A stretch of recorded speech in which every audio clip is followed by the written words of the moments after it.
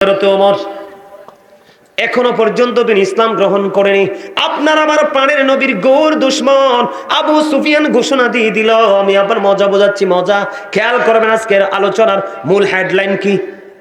মজা, স্বাদ, মজা, টেস্ট। এই জন্য আমি একটা আয়াত তেলাওয়াত করেছি, তার মিনিং হলো বন্ধু, believers save yourself and your families from the fire. Allah বলেছেন তুমি জাহান্নাম থেকে বাঁচো। ইমানদারকে কোনো বেঈমান কাফের মুনাফিককে ডাক দেয়নি। আল্লাহ বলেছেন O believers save yourself and your families from the fire. Allah বলেছেন মুমিনকে ডেকে, মুমিন তুমি নিজে জাহান্নাম থেকে বাঁচো এবং তোমার পরিবারকেও বাঁচাও। আর জোরে সুবহানাল্লাহ, আর জোরে। এখন আপনিও বাঁচবেন, আমিও বাঁচবো। এটার জন্য জানতে হবে মজা কোথায় আছে। কি হুজুর, কি মজা কোথায় আছে, স্বাদ কোথায় আছে, কোথায় গেলে আমি মজা পাবো? দেখেন হযরত ওমর এখনো পর্যন্ত বন্ধু ইসলাম গ্রহণ করেনি, এখনো পর্যন্ত বেঈমানি সংস্কৃতিকে লালন করছে। এরই মধ্যে আবু সুফিয়ান ঘোষণা দিয়ে দিল, নবী মুহাম্মদের মাথা যদি কেউ আমার কাছে এনে দিতে পারো, তার জন্য 100 ওট ঘোষণা করলাম। এতে কয় সুবহানাল্লাহ বলে ওমর খোদা,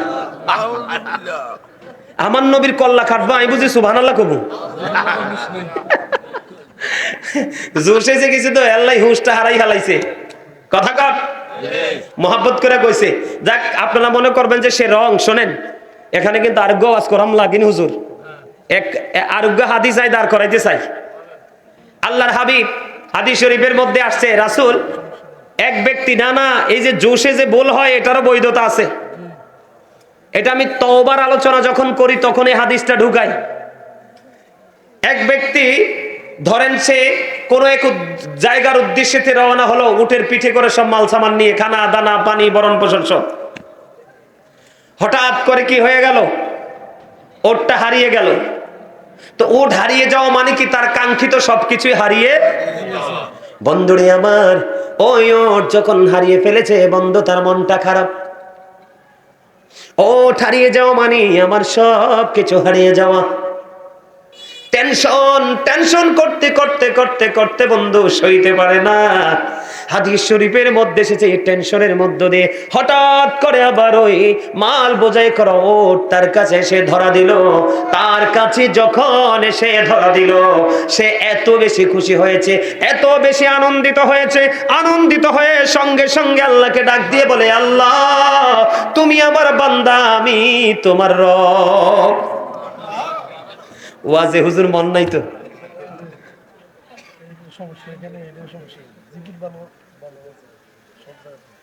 যদি আপনারা ওয়াজটা যদি বুঝতেন, মনোযোগটা যদি থাকতো, আপনাদের সুবহানাল্লাহ অথবা হাসি এত উঁচু হতো যেটা কল্পনা করা যেত না। আপনি বুঝতে পারছেন আমি কি বলছি? এই জন্য আমি প্রায় ওয়াজে বলি, ম্যাক্সিমাম ওয়াজে বলি, এটা কোনো শুটিং স্পট না, এটা হচ্ছে তাকওয়ার জায়গা, প্রেমের জায়গা, বাজার করার জায়গা। কে কি নিবেন বাজার থেকে? যার পাওয়ার যত বেশি সে তত বেশি বাজার নিতে পারবেন আজকে। কথা বলেন না কেন? কেউ আসছে আজকে সর্বোচ্চটা নিবে, উটের বাজারে যাবে। কেউ আসছে গরুর বাজারে যাবে, কেউ খাসির বাজারে যাবে, কেউ মাছের বাজারে যাবে, কেউ সবজির বাজারে যাবে। আবার কেউ এতটাই উদাসীন, রাস্তার পাশে দাঁড়িয়ে দাঁড়িয়ে শুধু দেখা ছাড়া আর কিছুই। ঠিক মসজিদ, মাহফিল, নৌরানি জলসাগুলোতে এমন অবস্থা, এমন মুসল্লি থাকে। আরে ভাই, এটা আপনাদের বাজার করার জায়গা, এটা আপনাদের জন্য বড় মার্কেট। কারণ এই মার্কেট থেকে মার্কেট করতে হলে, বাজার করতে হলে এডুকেশন স্কলার যারা, তাদেরকে পেতে হয়। আপনি আমার কথা বোঝেন, লোকটা কি হয়ে গেল, সবকিছু হারিয়ে ফেলেছে, মনটা খারাপ হয়ে গেছে। চিন্তার মধ্যে ব্যক্তি চিন্তা করতে করতে বন্ধু পাগল প্রায়। এরই মধ্যে ও বোটওয়ালারা, এই বোটওয়ালারা, বোট পকেটে ঢুকাও।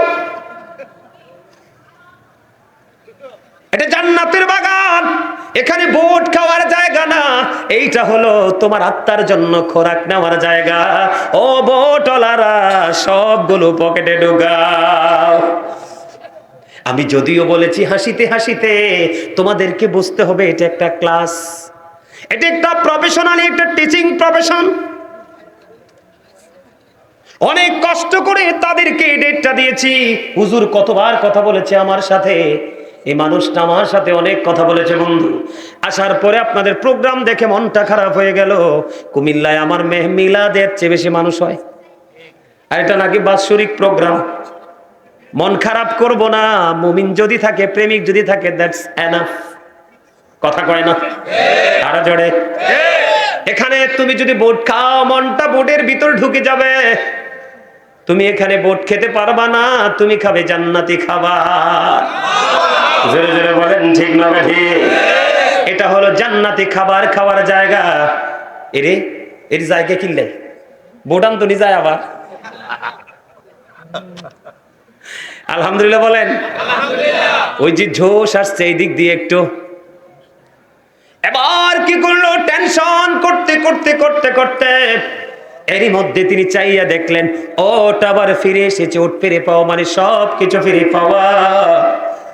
তিনি ওটটা দেখে এত বেশি খুশি হলেন, হারিয়ে যাওয়া সম্পদ ফিরে পেয়ে এত বেশি খুশি হলেন, সঙ্গে সঙ্গে আল্লাহকে একটা ডাক দিয়ে বললেন, আল্লাহ তুমি আমার বান্দা আর আমি হইলাম তোমার রব।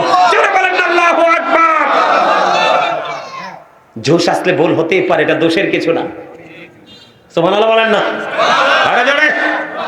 বন্ধুরে আমার আলোচনাটা আমি করতে চাই, একটু ধীরস্থির ভাবে শোনেন। মজা। আবু সুফিয়ান ঘোষণা দিয়ে দিল, নবী মুহাম্মদের মাথা যদি আমাকে এনে দিতে পারো তাহলে 100 ওট তোমাকে পুরস্কার দেওয়া হবে। কেউ সাহস করে না, কারণ আবু তালেব তো আছে, আমির হামজা আছে, হযরতে আব্বাস রাদিয়াল্লাহু তাআলা আনহু আছে রে, হযরতে আলী আছে রে। কে কার এত বড় সাহস, কার এত বড় দূরদর্শিতা, এতগুলো মজওয়ান এত বড় বীর থাকতে কেমন করে নবী মুহাম্মদের দেহ থেকে মাথা আলাদা করে নিয়ে আসবো? কেউ রাজি হয় না। হঠাৎ করে বন্ধু হযরতে ওমর তরবারি হাতে নিয়ে দাঁড়িয়ে গেলেন, আমি নবী মুহাম্মদের মাথা আমি নিয়ে আসবো। জোরে জোরে কন্যা নাউজুবিল্লাহ। হযরত ওমর বীরত্বের সাথে এই কথাটা বললেন, উন্মুক্ত তরবারি নিয়ে আমার আপনার প্রাণের নবীর মাথা মোবারক দেহ থেকে আলাদা করে দিবে। বন্ধু যাওয়ার মধ্যে যাওয়ার কিছু দূর হাঁটলেন, হাঁটতে হাঁটতে হাঁটতে হাঁটতে বন্ধু জোহরা গোত্রের একজন লোকের সাথে দেখা হলো। তার নাম হলো যায়েদ ইবনে ওয়াক্কাস। এবার কি করলেন, তার সাথে যখন দেখা হলো, দেখা হওয়ার পরে এবার প্রশ্ন করলো, ও ওমর তুমি কোন দিকে কোথায় যাও? কয় 100 ওটের ঘোষণা করা হয়েছে, নবী মুহাম্মদের মাথা যদি আজকে আলাদা করতে পারে 100 ওট আমি কি করব? পুরস্কারে গ্রহণ করব। কেউ রাজি হয় না। আমি যাচ্ছি। কয় এই জন্য যাচ্ছ? কয় আমির হামজার কথা মনে আসেনি। সুবহানাল্লাহ বলেন না কেন? এই ওমর, নবী মুহাম্মদের মাথা তুমি আলাদা করবা, আমির হামজার কথা তোমার মনে আসেনি, আলীর কথা মনে আসেনি। এবার হযরত ওমর তখন বন্ধু ইসলাম গ্রহণ করে নাই। এবার বন্ধু হযরত ওমর একটা ডাক দিয়ে বলল, তোমার কথার ধরনে মনে হয় তুমি ইসলাম গ্রহণ করেছো, নবী মুহাম্মদের ধর্ম গ্রহণ করেছো। আমি মুহাম্মদের আগে তোমার কল্লাটা ফেলে দিব। এবার ওই যায়েদ ইবনে ওয়াক্কাস একটা ডাক দিয়ে বললেন, তুমি আমাকে কতল করার আগে আগে তোমার ঘর সামলাও। জোরে কন্না আল্লাহু আকবার। তুমি আমাকে কতল করো পড়ে, আমাকে হত্যা করো পড়ে, আমাকে নিঃস্ব করে দাও পড়ে, পৃথিবী থেকে বিদায় করে দিও পড়ে, আমাকে বিদায় করার আগে তুমি তোমার ঘর আগে সামলাও। কি হয়েছে, তুমি আমাকে কি বলতে চাও? কয় তোমার ভগ্নিপতি নবী মুহাম্মদের ধর্ম গ্রহণ করেছে। জোরে জোরে কন্না সুবহানাল্লাহ। এবার বন্ধু এই ওমর কি করলেন, তলোয়ার নিয়ে আমি রওনা দিয়েছিলাম নবী মুহাম্মদের কল্লা ফেলে দিব, কিন্তু আগে আমি আমার ঘরকে দেখে আসি। বন্ধু দৌড়ে চলে গেলেন নিজের বোনের বাড়িতে, যাইয়া শুনে মধুর সুরে কোরআন তেলাওয়াত করতেছে। ওই কোরআনের তেলাওয়াতের ধ্বনি শুনে বন্ধু হযরত ওমর সঙ্গে সঙ্গে বন্ধু ঘরের মধ্যে প্রবেশ করলো। করার পরে বললেন, তোমরা তখন কি তেলাওয়াত করেছো? না না না, কিছু তেলাওয়াত করিনি। আমি শুনেছি তুমি তেলাওয়াত করেছো। না না, তুমি তেলাওয়াত করেছো। বারবার বলেছে যে আমি শুনেছি তুমি তেলাওয়াত করেছো। বারবার বলেছে আমি শুনেছি তুমি তেলাওয়াত করেছো। না না, ওমরের বোন রাজি হয় না, ভগ্নিপতি রাজি হয় না, স্বীকার করে না বন্ধু। স্বীকার না করার কারণে এত প্রবল বেগে তাদেরকে প্রহার করা শুরু করলো। প্রহার যখন শুরু করলো বন্ধু, প্রহার করতে করতে করতে করতে কিতাব প্রমাণ করেছে বন্ধু, এমন ভাবে প্রহার শুরু করলো গো, প্রহার করতে করতে বন্ধু তাদের মুখ দিয়ে বন্ধু রক্ত বের হতে লাগলো, প্রবাহিত হতে লাগলো। তারপরে ও বন্ধু, নবী মুহাম্মদের ইসলাম ত্যাগ করবে না। এখানে মজা পাইছি কি পাইছে না? আরো জোরে বলেন, এখানে মজা আছে না নাই? এবার বোন এবং ভগ্নিপতি একটা ডাক দিয়ে বলল, ভাইজান তুমি যদি মারতে মারতে মারতে মারতে মারতে মারতে যদি দেহ থেকে প্রাণ পাখি বের হয়ে যায়, তুমি যদি টুকরো টুকরো করে ফেলো, ক্ষত বিক্ষত করে ফেলো, আমার এই দেহ যদি অঙ্গ প্রত্যঙ্গ এক একটাকে যদি এক একটা জায়গায় ফেলে দাও, সব কিছু আলাদা করে দাও, আমি কোনোদিনও এই ধর্মের প্রেম আমি ছাড়তে পারবো না। জীবন দিয়ে দিব হাসি মুখে, জীবন কি কুরবানি করে দিব হাসি মুখে গো, তারপরেও প্রাণের নবীর ধর্মকে ত্যাগ করব না। হাজার চেষ্টা করলেন, অনেক প্রহার করলেন, ক্ষত বিক্ষত করে দিল দেহটা। ও বন্ধু, আজকে আসার সময় একটু দেখে এসেছি ঘটনাটা বন্ধু, তাদের মুখ দিয়ে প্রবল বেগে রক্ত বের হচ্ছে রে, তারপরেও নবীর ধর্ম ত্যাগ করবে না, ইসলাম প্রিয় ধর্ম বিরোধা ছেড়ে দিবে না। এমন করতে করতে করতে করতে ওমর হাজার চেষ্টা করেও ভগ্নিপতিকে বোনকে কোনোভাবে বন্ধু রাজি করতে পারে না। সর্বশেষে ওমরের কলিজায়, ওমরের হৃদয়ে আল্লাহ রাব্বুল আলামিন নবী মুহাম্মদ এবং তার ধর্মের প্রতি প্রেম ঢুকাই দিল। জোরে কন্যা সুবহানাল্লাহ।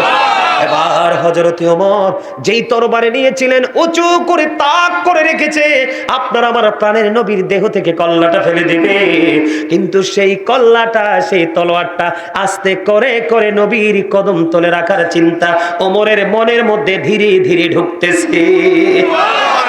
আবার ওমরের মধ্যে বন্ধু কি হয়ে গেল, বোনকে একটা ডাক দিয়ে বলল, বোন আমি আসার আগে তোমার ঘরে প্রবেশ করার আগে যে মধুর সুর শুনেছি, মধুর বাণী শুনেছি রে, কেন জানি মনের অজান্তে এটা আমাকে, হৃদয়টাকে ধীরে ধীরে ধীরে ধীরে আমার হৃদয়টাকে, আমার মানসিকতাটাকে দুর্বল করে ফেলতেছে। আমার হৃদয়ের রাজ্যে না জানি কি অজানা প্রেমের উদয় হয়েছে। আমি তোমাকে বলি, তুমি একটু আমাকে একটু কি পড়েছিলে, কি আবৃত্তি করেছিলে, কি রিসাইট করেছিলে, তুমি একটু আমাকে শোনাও। এবার বন্ধু বোন আবার পুনরায় ওই ভাইকে, যেই ভাই এতক্ষণ প্রহার করেছে, যখন বলল তুমি আবার শোনাও, এবার আবার বন্ধু কোরআন তেলাওয়াত শুরু করে দিলেন। জোরে জোরে কন্যা সুবহানাল্লাহ। যখন কি করলেন, কোরআনের ধ্বনি তিনি দ্বিতীয়বার শুনলেন, একেবারে বন্ধু দুর্বল হয়ে গেল, ওমর পাগল হয়ে গেল। যেই তরবারি একটু আগে আমি হাতে নিয়েছিলাম, ওই আল্লাহর প্রিয় হাবিবুল্লাহর দেহ থেকে মাথাটা আলাদা করব, আর এখন থেকে এই তলোয়ার নবী মুহাম্মদের দিকে যে চোখ তাক তুলে তাকাবে, তার গর্দান ফেলার জন্য প্রস্তুত করলাম। বোনের ঘর থেকে বের হয়ে গেল, পাগল হয়ে গেল হযরত ওমর, দৌড়ে চলে গেল বন্ধু।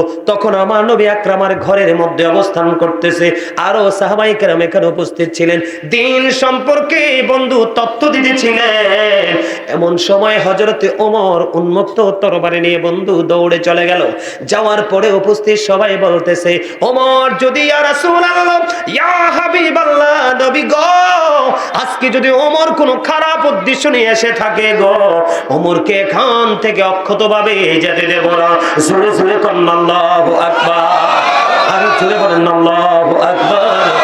এবার বন্ধু কি করলো, হযরত ওমর সম্পর্কে যখন সকল উপস্থিতি বলতে লাগলো, যদি আজকে ওমর কোনো যদি নেগেটিভ সেন্স নিয়ে আসে, নেগেটিভ মেন্টালিটি নিয়ে আসে, খারাপ কোন উদ্দেশ্য নিয়ে আসে, আজকে ওমরকে অক্ষতভাবে এখান থেকে যেতে দেব না।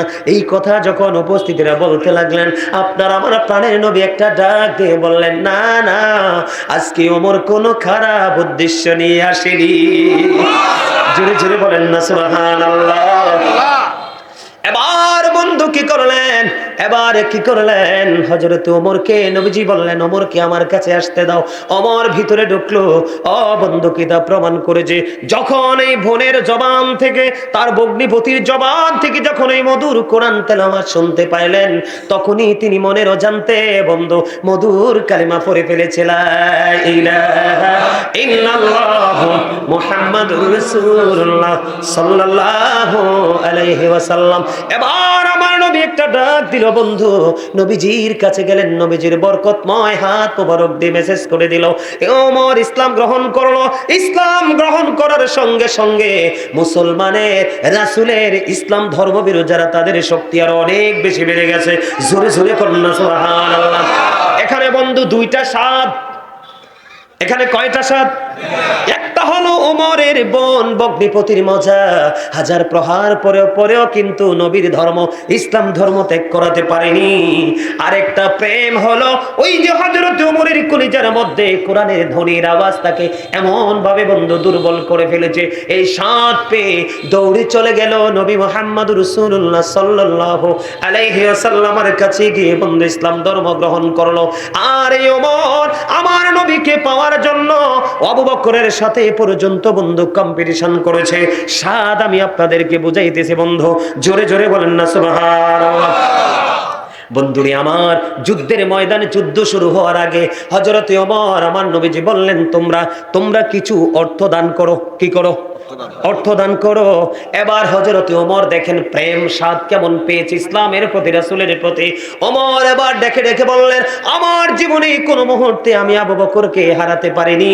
আমার কাছে আজকে ভালো মাল আছে রে, আমার কাছে দৌলত আছে, আমি দৌলত গুলো ব্যয় করে দেব। রাসূল যেহেতু বলেছে যুদ্ধের কাজে ব্যয় করবে।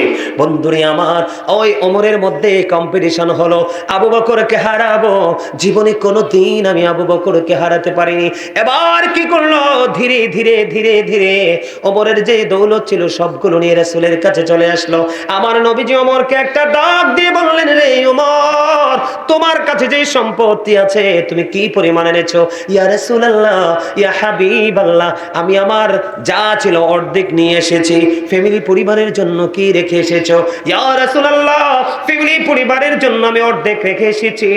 এবার আবু বকর এগিয়ে আসলেন। আবু বকরকে নবীজি প্রশ্ন করলেন, ইয়া রাসূলুল্লাহ, ইয়া হাবিবাল্লাহ, নবী গো, প্রশ্ন করার পরে তুমি আবু বকর তুমি কি করেছো?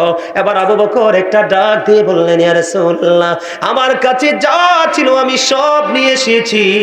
তোমার ফ্যামিলি পরিবারের জন্য কি রেখেছো? এবার আবু বকর একটা ডাক দিয়ে বললেন, ইয়া রাসূলুল্লাহ, ইয়া হাবিবাল্লাহ, নবী গো, আমি আমার ফ্যামিলি পরিবারের জন্য আল্লাহ এবং আল্লাহর হাবিবকে রেখে এসেছি। আরো জোরে বলেন না সুবহানাল্লাহ। বন্ধুরে আমার, ওমরের মধ্যে এত বেশি প্রেম ছিল, এত বেশি ভালোবাসা ছিল। একদিন আপনার আমার প্রাণের নবী বিচার করলেন, একজন হলো মুনাফিক নাম মার্কা মুসলমান, আরেকজন হলো বেঈমান। দুজনের বিচার যখন করলেন আপনার আমার প্রাণের নবী, ওই বেঈমান বন্ধু মেনে নিয়েছে, কিন্তু মুনাফিক মার্কা মুসলমান মেনে নিতে পারেনি। তারপরে বললেন, ওই মুনাফিক মার্কা মুসলমান বললেন, এই মদিনায় আরেকজন আছে বিচারক, আমরা তার কাছে যাব। কয় সেটাকে? কয় ওমর। ওমরের কাছে দুজন মিলে গেলেন। যাওয়ার পরে ওই বেঈমান একটা ডাক দিয়ে বলল, ওমর, তোমাদের নবী মুহাম্মদ ফয়সালা দেওয়ার পরেও কি আর কারো ফয়সালা দেওয়ার সুযোগ থাকে? এবার ওমর একটা ডাক দিয়ে বললেন, আমার নবী কি ফয়সালা দিয়েছে? কয় হ, তোমার নবী ফয়সালা দিয়েছে রে ওমর, আমার দিকে ফয়সালাটা এসেছে। এবার ডাকটা দিতে দেরি, ওমর বলল, তোমরা একটু ওয়েটিং থাকো, তোমরা একটু বসো, আমি একটু আসি। ভিতরে গেলেন, উন্মুক্ত তরবারি নিয়ে আসলেন।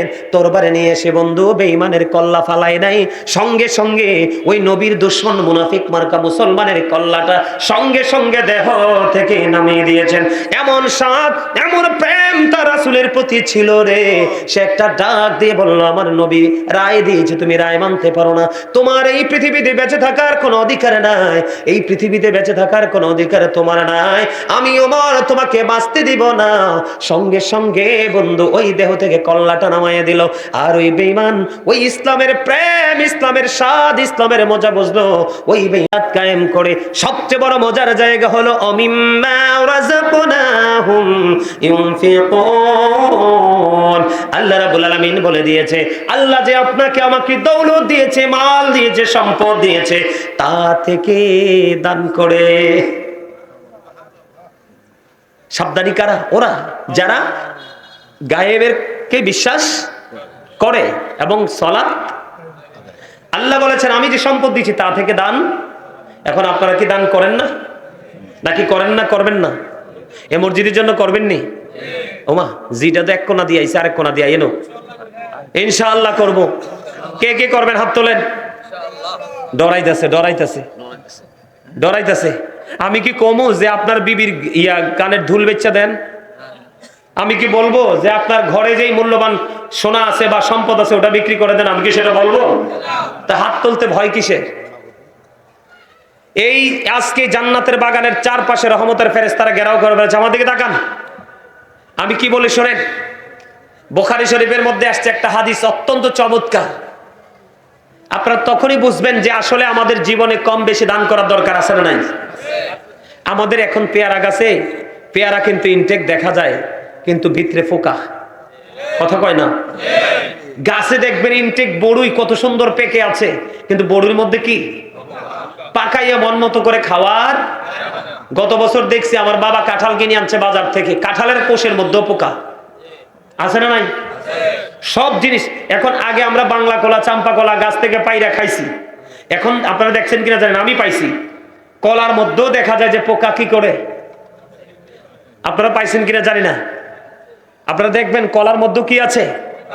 পোকা আছে। এটার কারণ কি জানেন? গত বছর দেখছেননি অগ্রহণ মাসে ধান কাইটা মানুষ ঘরে উঠাবে, এই সময় দেখছেননি বৃষ্টি এসে সব। কয়দিন আগেও তো বৃষ্টি হয়েছে, এই সময় কি বৃষ্টি হওয়ার কথা? আপনারা মুরব্বী চাচারা বলেন, এই গত কয়দিন আগে যে বৃষ্টিটা হয়েছে ওই সময় কি বৃষ্টি হওয়ার কথা? এই সময় চর অঞ্চলে মাঠে আপনার শাক সবজিতে ভরপুর থাকে। গরুও তো এই সময় কপি খায় নাই। আমি ছোট থাকতে দেখছি গরুও কপি খায় নাই, আর এখন আমরা মানুষে খাইতে পাই না। কেন? জমিনের ফসল নষ্ট হয়ে যাচ্ছে। হচ্ছে কি হচ্ছে না? এই জন্য আমাদের সবকিছু কি হয়ে যাচ্ছে। আর আমাদের কাছে খাবার পর্যাপ্ত থাকলেও আমরা খেতে পারতেছি না।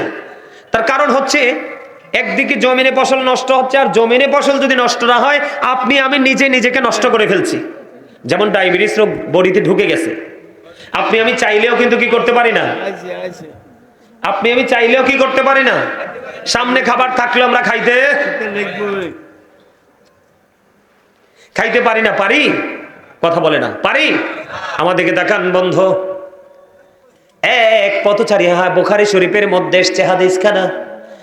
এক পথচারী এক বিশাল পাহাড়ের উপর দিয়ে হাঁটে।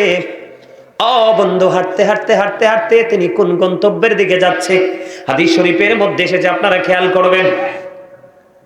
হাঁটতে হাঁটতে হাঁটতে হাঁটতে সামনের দিকে যায়, হঠাৎ করে বন্ধু পথিমধ্যে গায়েব থেকে একটা আওয়াজ আসলো, অমকের জমিনে পানি দাও।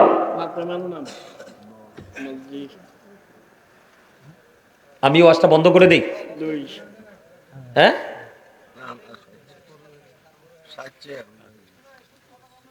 আপনার এখানে যারা বসছে ওরা দিবে তো। আমার মনে হয় আমার চেয়ে বেশি তার আপনাদের কারোরই নাই। আপনি আজকে মাহফিল করে ঘরে ঘুমাবেন, আর আমি প্রত্যেকদিন ডিউটি করতে হবে। কিন্তু আমার মধ্যে কোনো তাড়াহুড়া নাই, আমার মধ্যে কোনো টেনশন নাই। আপনারা কোন তাড়াহুড়া করতেছেন এটা বুঝতেছেন না। বেয়াদবি তো কথাগুলো কোরআন এবং হাদিসের। আমার মন কথা একটা কথা বলছি আমি এখানে, যে আমি এটা করেছি, আমি ওটা করেছি, আমার এই ক্রেডিট আছে, আমার এই গুণ আছে, এটা একবার বলছি। আপনার দুইটা লাগবে। কয়টা লাগবে? মানুষগুলোকে আগে মজা বুঝাইতে হবে, এটার স্বাদ কত, মজা কত। তখন ডোল থেকে বস্তা ভরা ধান এনে মসজিদে দিয়ে দিবে। আমি যখন মসজিদ করছি আমি চিনিও না, জানিও না। আমি আমার জায়গায় আমার গ্রামে চলে গেছি রে ভাই মানুষ। তো চলে যেয়ে ফোন দিছি, আমি হঠাৎ করে ফোন রিসিভ করছি, বুঝছেন। ফোন রিসিভ করার পরে বলতেছে, হুজুর আপনি একটা মসজিদ করতেছেন, আমি জানতে পেরেছি আপনার মসজিদে কিছু টাকা দিব। আপনি কোথায়? আমি তো অমুক জায়গায়। কিছু টাকা দিব কার কাছে? আমি আপনি এত দূরে চলে গেছেন, তা আমার একটা কাকা আছে, আমি কই কাকার কাছে দিয়ে আসেন। ওই যে মজা বুঝছে। আমি কে, আমার বাড়ি কই, ঘর কই, সেটা ওনার দেখার বিষয়। ওনার দেখার বিষয় হলো মসজিদ হচ্ছে, মসজিদে আমার 2 টাকা লাগাইতে হবে। ওনার মিশন হচ্ছে ওইটা। কি আমার বাড়ি কই, ঘর কই, আপনার মসজিদে আমার হক আছে, আমার মসজিদে আপনার হক আছে। পৃথিবীর প্রত্যেকটা মুসলমানের জন্য ওপেনিং। যদি কোন মুসল্লি বলে যে আমার মসজিদে অমুক গ্রামের মানুষ নামাজ পড়তে পারবে না, এই মসজিদে নামাজ হবে না, তাইলে আপনারটা তো আমার হক, আমারটা তো আপনার হক। বুঝতে পারছেন? শুধু বুঝেন আমরা শক্ত হওয়ার কারণে আমাদের উপরে কত গজব, আর ওই পাহাড়ে যে পথ চলতেছে ওই ব্যক্তি দৃশ্য দেখেছে কত মজার জিনিস। এগুলো আজকের জন্য বলছি না, চিরজীবনের জন্য শিক্ষা হিসেবে রাখবেন।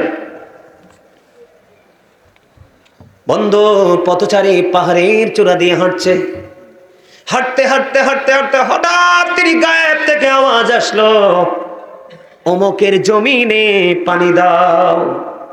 পথচারী হঠাৎ করে দাঁড়িয়ে গেলেন। দাঁড়িয়ে যাওয়ার পরে এবার তিনি দেখতে পাইলেন বন্ধু এক আশ্চর্য ধরনের বৃষ্টি।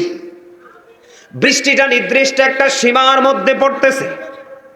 ওখান থেকে বৃষ্টির পানিটা নির্দিষ্ট একটা জায়গা দিয়ে নিচে নালার দিকে চলে যাচ্ছে।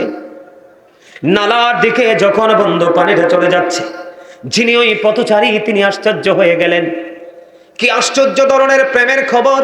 হঠাৎ করে শুনতে পেলাম গায়েব থেকে একটা আওয়াজ আসলো, অমুকের জমিনে পানি দাও। আর তৎক্ষণাৎ কালো মেঘ দমলো, বৃষ্টি শুরু হলো। আমাদের বাংলাদেশে যখন বৃষ্টি আসে পানিটা বিভিন্ন দিকে ছড়িয়ে ছিটিয়ে যায়, কিন্তু ওই বৃষ্টির পানিটা বন্ধু সুন্দর করে একটা নালা দিয়ে নিচের দিকে চলে গেল। ওই পথচারীর কাছে প্রেমটা একটু রহস্যময় মনে হলো। উনি কি করলেন? উনি বন্ধু অন্যদিকে কোনো দিকে না গিয়ে ওই পানির নালার সাথে সাথে তিনি নিচের দিকে চলতে শুরু করলেন। চলতে চলতে চলতে চলতে নিচের দিকে যাইয়া দেখলেন ওই পানিটা একটা গর্তের মধ্যে বন্ধু জমা হচ্ছে। আর একজন ব্যক্তি তিনি কি করছে, বেলচা দিয়া পানিটা উঠাইয়া উঠাইয়া ওনার ওই জমিনের মধ্যে দিচ্ছে। এবার বন্ধু ওই পথচারী ডাক দিয়ে জিজ্ঞেস করলো, বন্ধু আমার একটা জিনিস জানার আছে। কয় বলো, কি জানবে? কয় আমার জানতে বড় মনে চায়, তোমার নামটা কি? হাদিস শরীফের মধ্যে আমি নামটা পাই না বন্ধু, এই জন্য নামটা বলতে পারিনি। ওই পথচারী যখন প্রশ্ন করলো, উনি বললেন আমার নাম অমুক। আপনার জীবনে কি এমন আমল করেছেন? আপনার জীবনে কি এমন তাকওয়া আছে? আপনার জীবনে কি এমন স্বাদ পেয়েছেন আমল করে? ওই স্বাদের কারণে আজকে আমি এটা দৃশ্যটা দেখতে পেলাম। এবার ওই ব্যক্তি যিনি পানি জমিনে উঠায়, জমিনের মধ্যে উঠাইয়া দিচ্ছে। এবার তিনি ডাক দিয়ে বললেন, আপনি যে জমিনের মধ্যে আমাকে পানি পানি উঠিয়ে দিতে দেখতে পাচ্ছেন, এই জমিনটার মধ্যে যখন ফসল হয়, আমার এই জমিনের মধ্যে যখন ফসল হয় রে, আমি 3 ভাগে ভাগ করি ফসলটাকে। একটা ভাগ আমি, প্রথম ভাগ আমি আল্লাহর সন্তুষ্টির জন্য খরচ করে দেই, আর দ্বিতীয় ভাগটা আমি আমার ফ্যামিলি পরিবারের জন্য জমা করে রাখি, আর তৃতীয় ভাগটা আমি আবার পুনরায় আগামী বছর বীজ বপনের জন্য রেখে দেই। এই কারণে আমার মাঠে যখন ফসলটা নষ্ট হয়ে যাচ্ছে, আমার আল্লাহ আকাশের কালো মেঘ একটা ডাক দিয়ে দিল, বৃষ্টি মেঘ তুমি পৃথিবীতে বৃষ্টি হয়ে যাও। আমার পাগল বান্দার ফসলটা নষ্ট হয়ে যায়, কারণ তার এই ফসল থেকে একটা ভাগ আমি আল্লাহর জন্য কুরবানি করে দেয়। আর আপনি আমি আর আপনার আমার জীবনের ফসল বন্ধু হওয়ার পরেও বলি ভাই ভালো হয় নাই। সারা গ্রামের মানুষ দেখছে অমুকের ক্ষেতে এত বেশি আলু হয়েছে, ওরে প্রশ্ন করার পরে বলে বাইরে তোমরা দেখছো আসলে ভালো হয় নাই। তা আপনি বলেন এই ক্ষেতের আলু পচবে না তো কার ক্ষেতের আলু পচবে? ধান মাঠে সোনালি ধান নাচতেছে বন্ধু। আপনার কথা ছিল ওই যে বন্ধু বৃষ্টির পানিতে যদি ফসল আপনি তৈরি করেন, ওই ফসলের ওসর আদায় করা। কথা বলে না কেন? বৃষ্টির পানি দিয়ে যদি আপনি বন্ধু ফসল উৎপাদন করেন, ওই ফসল থেকে দান করার ওসর আদায় করার একটা সিস্টেম। আর সেচের পানি দ্বারা যদি আপনি ফসল তৈরি করেন, তাহলে ওটা থেকে আল্লাহর পথে কুরবানি করার সিস্টেম আরেকটা। আপনি যদি বৃষ্টির পানি দিয়ে করেন কোনো খরচ নেই, তখন আপনি 10 ভাগের 1 ভাগ আল্লাহর জন্য কুরবানি করে দেন। আর আপনি যখন সেচের পানি দিয়ে করেন, কৃত্রিম ভাবে পানি উঠায় যখন ফসল তৈরি করেন, তখন আপনি 20 ভাগের 1 ভাগ দিয়ে দেন। আপনি খেয়াল করেন ইসলাম কত মজার, ইসলাম কত শান্তির, ইসলাম কত স্বাদের। আমার আল্লাহ জানে আবার বান্দা পানিটা পর্যন্ত কিনা আমি তাকে দুনিয়া তো বাঁচায় দিলাম, আবার ওপারে আসার পরেও যেন সে অ্যারেস্ট হইতে না হয়, আমি ওই ব্যবস্থাও করে দিলাম। তুমি যেহেতু কষ্ট করে পানি কিনে কিনে ফসলটা তুমি কি করলা? ফসলটা ফলাইলা, এই জন্য আল্লাহ রাব্বুল আলামিন আল্লাহর হাবিব জানিয়ে দিয়েছে 20 ভাগের 1 ভাগ দাও। যেমন একটা এক্সাম্পল, 20 মণ ধান থেকে 1 মণ ধান আল্লাহর জন্য দিয়ে দেন, আপনার এই মাঠের ফসল কেউ কোনোদিন নষ্ট করতে পারবে না। ঠিক কিনা বলেন? আর যদি বৃষ্টির পানি দিয়ে যদি ফসল হয়, আপনার এখানে কিন্তু কি নাই, কোনো খরচ নাই। এই জন্য আপনি 10 ভাগের 1 ভাগ দিয়ে দেন। জোরে জোরে কন্যা সুবহানাল্লাহ। বন্ধু, আজকের মানুষগুলো দিতে চায় না। আমার গ্রামে যখন আমি মসজিদ করেছি, এক একটা মানুষের এক একটা বন্ধু বিল্ডিং, কত সুন্দর সুন্দর, কত উঁচা উঁচা কথা বলে, অত বড় বড় কথা বলে, কিন্তু মসজিদে 1 টাকাও দেয় নাই। কারণ আমার আল্লাহ তাকে ওই মসজিদের জন্য আল্লাহ তাকে কবুল করে না। অনেক মানুষ আছে, আবার অনেকেই বন্ধু 2-4 টাকা করে দিয়েছে। আমি আপনাদেরকে বলি, আব্দুল্লাহ ইবনে মাসউদ রাদিয়াল্লাহু তাআলা আনহু থেকে হাদিস বর্ণিত, আপনার আমার প্রাণের নবী সাহাবায়ে কেরামকে প্রশ্ন করলেন, তোমাদের মধ্যে এমন কি কেউ আছো রে নিজের সম্পদের চাইতে বেশি অন্যের সম্পদ পছন্দ করো? ইয়া রাসূলুল্লাহ, ইয়া হাবিবাল্লাহ, নবী গো, আমাদের মধ্যে এমন কেউ নাই গো যে নিজের সম্পদের চাইতে ওয়ারিসের সম্পদ বেশি পছন্দ করে। এবার